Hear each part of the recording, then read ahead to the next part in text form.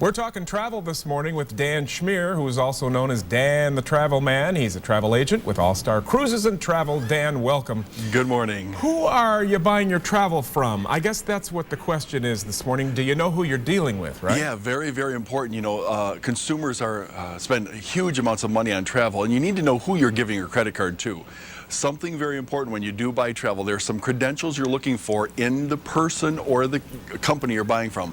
ARC is the Airline Recording Corporation. They govern over anybody who prints an airline ticket. Huge. It's tougher to get an ARC number than it is to get a home mortgage. The International the ASTA, which is the American Society of Travel Agents, it's a ethics committee.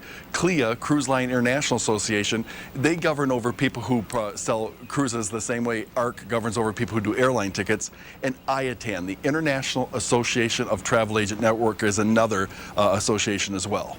Why is this so important? Well, the reason it's so important, I had the opportunity to interview the Attorney General about safety and buying travel. It's one of the biggest problems our Attorney General has is people who are getting ripped off by so-called travel agents or travel sellers.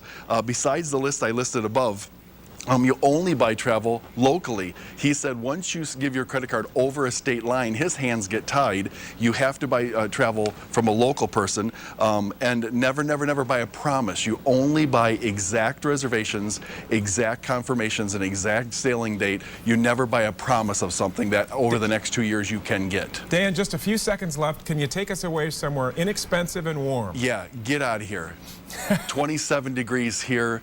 87 degrees in Cancun today. You can do round trip air out of Flint, transfers, all-inclusive resort, food, alcohol, everything for about $1,100 a person during the month of January. Come on, let's go.